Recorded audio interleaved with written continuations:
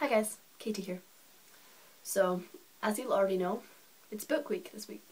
So I thought I would talk about some books that I've read recently. The first one, which I read in March, is The Perks of Being a Wallflower by Chbosky. I've actually read this like 3 times since, so 4 times in total in, 6 months maybe?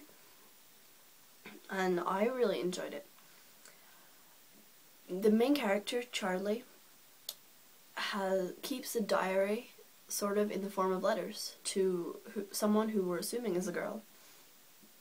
And he tells her about his life and what happens and his thoughts and the girl he likes and her gay brother, and it's just, oh, it's perfect really. I don't know why it's so good. I don't know why I liked it so much. I just thought it was fabulous. And I don't think I've read a book so many times in so little months, but I really, really enjoyed it. And also the movie comes out in October, I believe, and it has Logan Lerman and Emma Watson in it, and I love Emma Watson, so that's going to be nice to go see that. So I'm excited for that.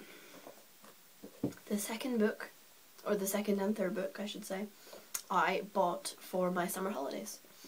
Now the first one is called Dash and Lily's Book of Dares, and it's set in New York over the Christmas holidays from school. And this girl, her name is Lily, leaves a notebook full of challenges on the shelf of her favourite bookstore. And Dash finds it, and he decides to take her up on her challenges. And they correspond for a little bit, but they've never actually met. And it's a romance. I guess you could say it's a romance, but it's really nice. Like, oh, it's funny, I think. It's just a great book. Like, it's like a summary book, I guess, even though it's set in December. But, you know, it's a happy book. It's really nice. Yeah, it's good. The third book is 13 Reasons Why by J. Asher. Now, I was less sure of this book for my summer reading because the main topic is suicide, and that's not particularly summery. So, but I read it anyway. I was curious, and it was really interesting. So I won't wreck it for you, but basically what happens is that Hannah Baker kills herself. And 2 weeks later, Clay Jensen returns home and finds a package addressed to him on his doorstep. He opens it, and there's 13 tapes in there.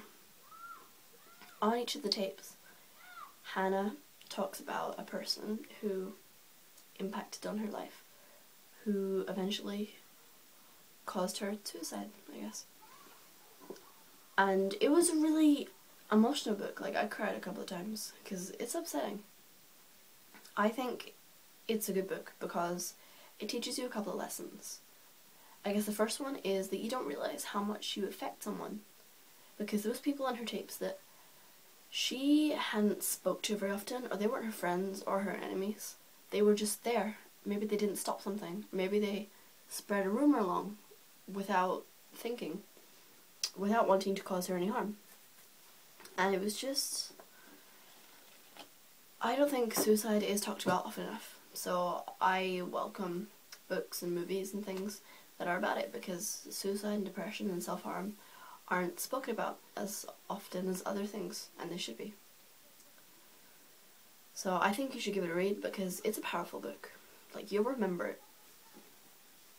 The fourth book I actually read maybe 2 years ago now, and it's Harry Potter and the Deathly Hallows by J.K. Rowling.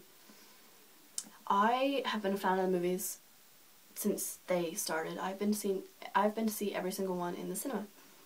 But I was particularly late on reading the books, so I only read them 2 years ago. This is my favourite because I like how all the mystery gets sorted in this one. It all gets figured out. You know, you find out everything about the Horcruxes and about Voldemort and Harry and Dumbledore and Snape, and it's just brilliant. I just thought I'd include it. So, thank you for watching, guys.